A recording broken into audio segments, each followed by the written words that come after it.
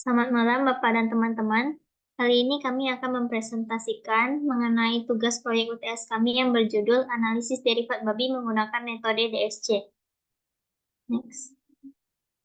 Sebelumnya kami akan memperkenalkan diri terlebih dahulu. Kami dari kelompok 2 yang beranggotakan Deisa Putri, Nasya Fadia Haya, Jason Felicia Johardi, dan juga Fauzia Al-Qadri. Next. Masuk ke dalam latar belakang. Di sini, saat ini otoritas pangan sangat memperhatikan keaslian makanan karena pelabelan makanan yang salah dapat merupakan penipuan komersial. Kebutuhan akan dukungan untuk autentikasi makanan telah mendorong pengembangan metode analisis untuk analisis bahan-bahan makanan. Produk halal berdasarkan kepercayaan Islam adalah makanan yang halal secara alami, halal untuk diproses, dan halal untuk dikonsumsi. Makanan kemasan halal tidak mengandung bahan apapun yang dilarang oleh umat Islam, seperti bahan makanan, bahan tambahan, atau bahan lainnya. Dengan demikian, mengetahui keaslian makanan merupakan salah satu masalah paling penting dalam kendali mutu dan keamanan pangan dalam makanan. Keamanan pangan tentunya harus menjadi perhatian bagi masyarakat. Keamanan, kesehatan, nutrisi, dan kualitas makanan adalah bagian penting dari integritas pangan. Selain itu, konsep halal tidak hanya berkaitan dengan keamanan dan kualitas makanan, tetapi juga mencakup pengendalian semua aspek proses, seperti pengemasan, penyimpanan, dan pengiriman. 4 kategori makanan dan zat yang dianggap haram untuk dikonsumsi oleh orang Islam, yaitu adalah bangkai, babi dan turunannya, alkohol dan turunannya, dan darah dan turunannya. Selain itu, konsumsi makanan yang terkontaminasi oleh produk-produk tersebut juga dianggap sebagai haram. Contoh produk yang terbukti yaitu sering ditemukannya lemak babi pada daging bakso. Salah satu metode analisis yang bisa mendeteksi adanya kandungan lemak babi pada makanan untuk dipastikan kehalalannya adalah dengan Differential Scanning Calorimeter atau DSC. DSC dapat menganalisis tanpa preparasi yang kompleks, sehingga waktu yang digunakan juga lebih cepat. Hasil DSC berupa termogram pemanasan menjadi dasar penentuan kehalalan dalam suatu produk. Oleh karena itu, dengan adanya metode DSC ini, bisa menjadi salah satu alternatif untuk menganalisis kandungan lemak babi pada makanan. Next. Kemudian untuk rumusan masalahnya, bagaimana sifat fisika kimia dari lemak babi, bagaimana cara mengidentifikasi kandungan lemak babi pada makanan, serta bagaimana cara menganalisis kandungan lemak babi pada makanan. Sehingga tujuan dari penelitian ini yaitu untuk mengetahui sifat fisika kimia dari lemak babi, untuk mengidentifikasi kandungan lemak babi pada makanan, serta untuk menganalisis kandungan lemak babi pada makanan. Selanjutnya masuk ke dalam tinjauan pustaka. Yang pertama adalah lemak babi. Lemak babi sering digunakan sebagai pengganti lemak sapi karena fungsinya yang sama. Namun hal tersebut dilarang dalam Islam walaupun dalam jumlah yang sangat kecil. Oleh karena itu, penting untuk melakukan uji kandungan kimiawi pada bahan pangan yang dicurigai tidak halal untuk memastikan kehalalannya. Komponen bahan makanan yang mengandung babi dalam produk pangan dapat diidentifikasi melalui lemaknya, protein, dan DNA-nya. Lemak babi dapat dengan mudah dikombinasikan dengan lemak lain untuk mengurangi biaya produksi. Lemak babi terdiri dari lemak trans yang disukai dalam industri makanan karena kemampuannya untuk memadatkan dan menstabilkan minyak nabati, serta memperpanjang umur simpan makanan. Di sisi lain, hal ini memiliki banyak kerugian dari sudut pandang medis, karena mengonsumsi lemak babi yang terlalu banyak dapat menjadi cikal bakal penyakit hipertensi, kanker usus besar, payudara, dan prostat. Kemudian ada produk halal. Halal adalah suatu konsep prinsip agama Islam yang menetapkan hal yang boleh atau dilarang untuk dikonsumsi oleh umat Islam berdasarkan Al-Quran, hadis, atau ijtihad. Makanan yang baik belum tentu halal, namun makanan halal sudah tentu baik dan bersih atau suci. Produk halal dinyatakan halal sesuai dalam hukum Islam, salah satunya yaitu tidak mengandung daging babi atau bahan turunan babi. Selanjutnya akan dilanjutkan oleh rekan saya.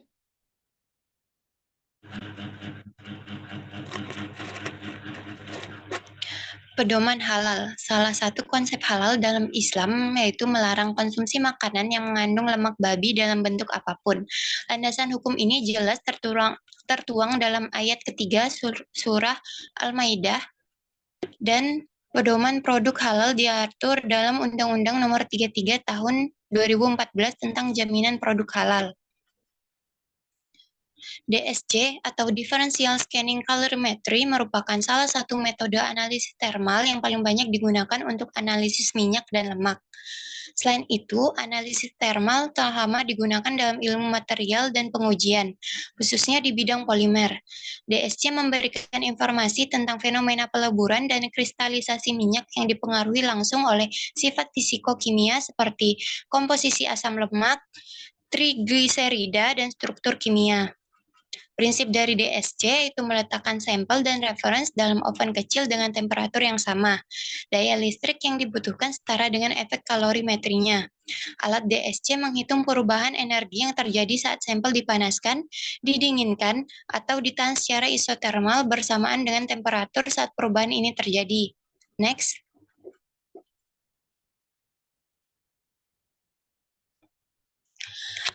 Terdapat dua jenis DSC, yaitu tipe heat flux dan power compensation. Heat flux terdiri dari tungku tunggal, yaitu panas mengalir ke dalam keduanya, bahan sampel dan reference melalui suatu disk termoelektrik. Kemudian, pada power compensation, mempunyai dua tungku individual. Di sini dibutuhkan daya pemanas listrik untuk mengkompensasi perbedaan aliran panas yang diukur.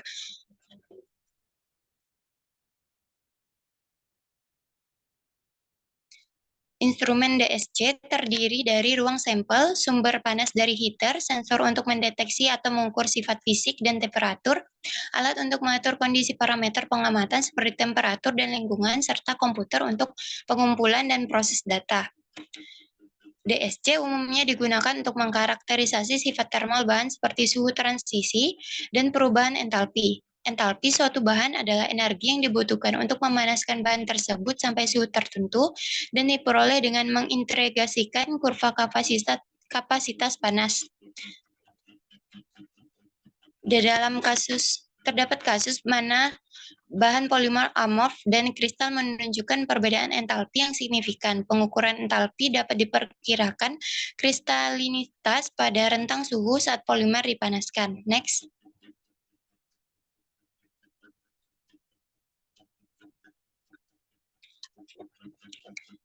DSC dapat diaplikasikan untuk pemeriksaan autentikasi halal atau haram dalam makanan.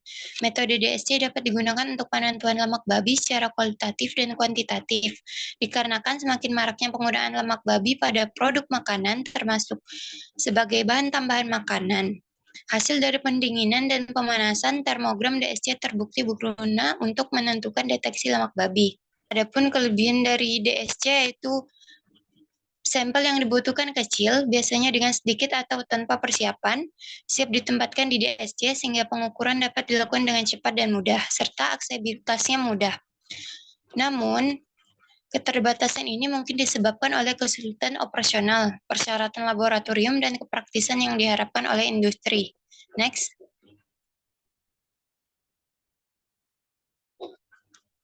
Kalibrasi instrumen DSC.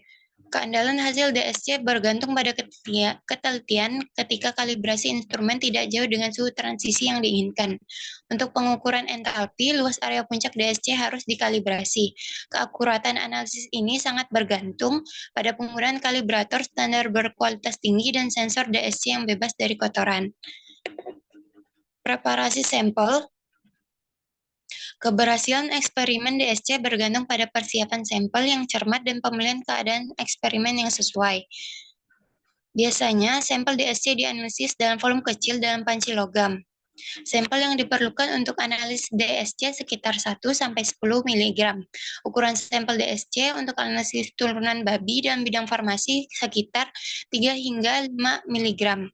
Sebagian besar sampel bubuk atau padatan harus ditekan perlahan ke dasar panci untuk memastikan kontak termal yang baik.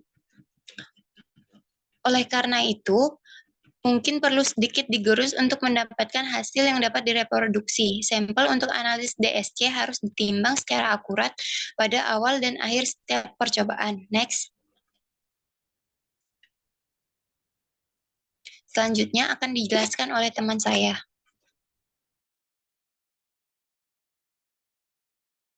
Selanjutnya yaitu metodologi. Adapun alat-alat yang digunakan pada penelitian ini yaitu DSC atau Differential Scanning Calorimeter dengan stasiun data analisis termal, lalu ada panci aluminium standar DSC, soklet, vakum rotary evaporator.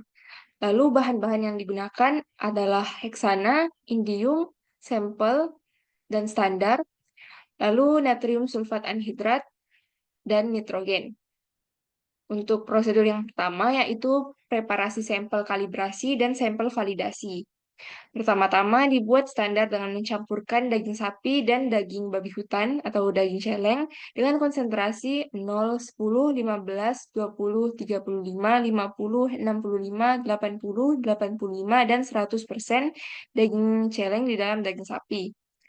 Lalu disiapkan sampel validasi, yaitu sampel bakso yang disiapkan secara terpisah dengan komposisi daging celeng yang diketahui jumlahnya untuk memeriksa akurasi dan presisi dari model kalibrasi. Selanjutnya, akan diekstraksi lipid dari bakso dengan metode soklet tradisional menggunakan heksana sebagai pelarutnya. Selanjutnya yaitu penguapan dari fraksi lipid yang mengandung heksana dalam rotary evaporator pada suhu 60 derajat Celcius, lalu dikeringkan dengan natrium sulfat anhidrat. Setelah itu akan diperoleh fraksi lipid yang selanjutnya akan dianalisis dengan DSC. Next. Prosedur yang berikutnya yaitu pengukuran menggunakan DSC dengan analisis termal. Digunakan nitrogen sebagai gas pembersih dengan kelajuan tertentu dan dikalibrasi alat DSC tersebut dengan indium. Diletakkan sekitar 9 sampai 12,5 mg atau sekitar 15 mikroliter sampel minyak hasil ekstraksi ke dalam panci aluminium standar DSC, lalu ditutup rapat. Sampel kemudian ditahan pada keadaan isoterm, yaitu negatif 100 derajat Celcius, dan ditahan selama 2 menit. Kemudian, sampel tersebut dipanaskan dari suhu negatif 100 derajat Celcius hingga 50 derajat Celcius dengan kecepatan yang sama. Selanjutnya, akan ditentukan berbagai parameter DSC pada kurva leleh dan kristalisasi untuk mengkarakterisasi setiap sampel. Next. Adapun hasil dan pembahasan dari penelitian ini, yang pertama adalah lemak babi ini sengaja ditambahkan ke dalam produk makanan untuk mengurangi biaya produksi karena lemak ini merupakan salah satu jenis lemak yang paling murah. Tetapi di dalam agama Islam, penggunaan lemak babi ini dalam produk makanan dilarang. Tapi makanan-makanan yang mengandung babi dapat diidentifikasi melalui lemak, protein, dan DNA-nya. Sifat-sifat dari lemak babi ini sendiri yaitu memiliki konsistensi lembut, padat pada suhu kamar, dan semi padat pada suhu 20 derajat Celcius. Pada suhu 42 derajat Celcius, lemak babi ini akan meleleh sempurna. Pendeteksian pemalsuan lemak babi dan babi mempunyai masalah teknis karena pemalsuan dari lemak babi ataupun babi ini komposisi kimianya hampir sama dengan makanan produk yang termasuk di dalamnya. Butter dan lemak babi memiliki tingkat kejenuhan yang berbeda dan asam lemak tak jenuh, meskipun sifat fisik keduanya serupa.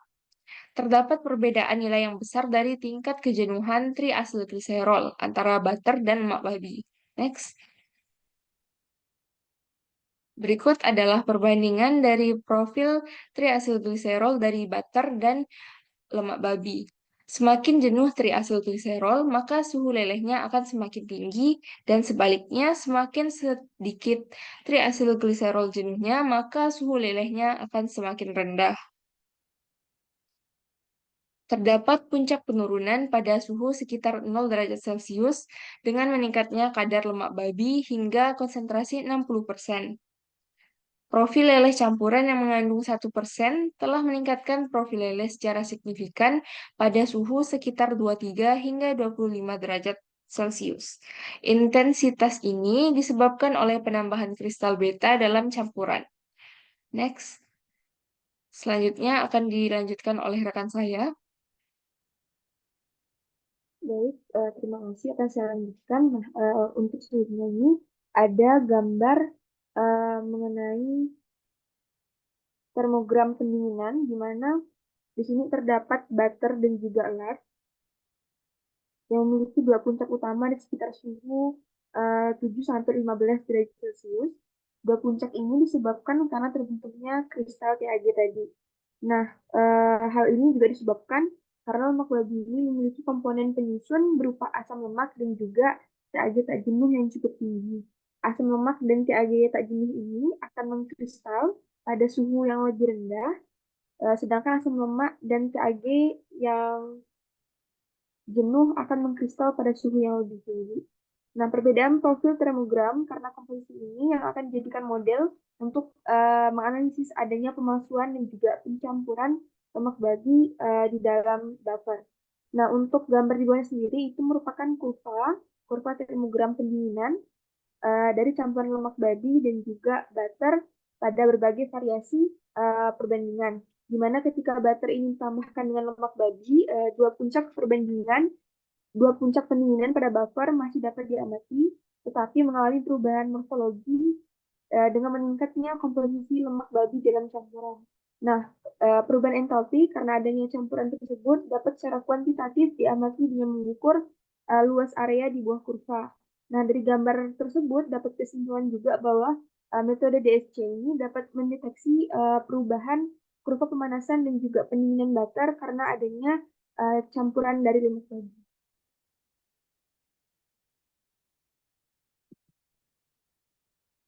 Selanjutnya ada tabel di mana ini menyajikan mengenai entalpi pendinginan dan juga entalpi leleh.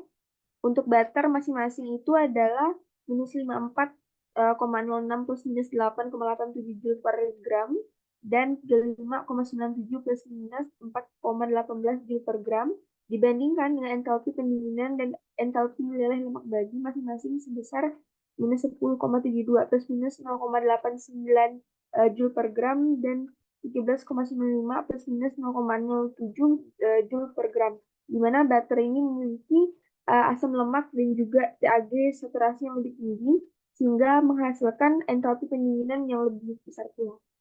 Nah, kemudian juga ada terkait membahas tentang syarat suatu produk dapat dikatakan halal. Ada beberapa syarat menurut hukum Islam. Yang pertama, tidak adanya kandungan babi dan bahan turunannya. Yang kedua, tidak terdapat kandungan bahan-bahan terlarang seperti yang bersumber dari